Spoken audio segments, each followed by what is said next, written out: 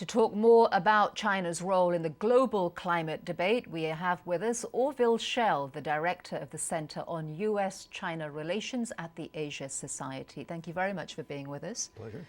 So China says that it wants to significantly reduce its greenhouse gas emissions, yet at the same time it has overtaken the United States as the world's largest aggregate polluter. Do you think that Chinese officials are being entirely sincere about what they want to try to accomplish? Well, they are demanding the right to become a developed country like Europe and the United States, Japan, Australia. They do not guarantee to reduce their aggregate emissions.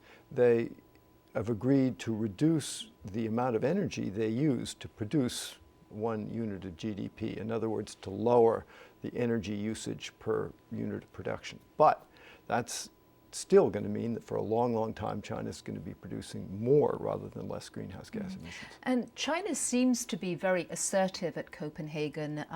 Is this behavior typical of China that we can expect in the future?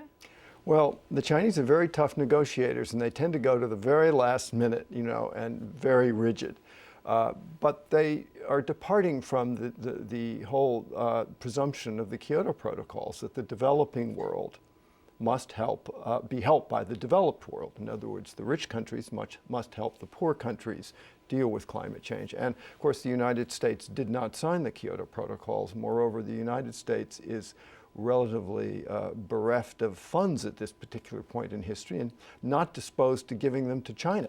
But isn't it also a contradiction that China insists on being classified as a developing nation, which in a way allows it to circumvent sort of binding limits on greenhouse gas emissions, yet at the same time it wants to have all of the benefits of being able to develop its economy industrially?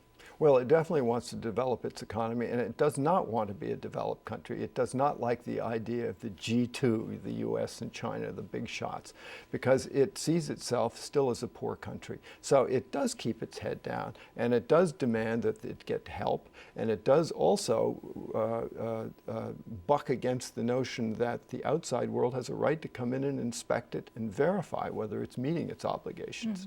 And the Chinese premier is going to be speaking at Copenhagen later this week. Briefly give us an idea of what we can expect to hear from him. I think he's going to say what they've been saying all along. They're waiting for the United States to lead, and the United States, meanwhile, is locked up in the U.S. Senate.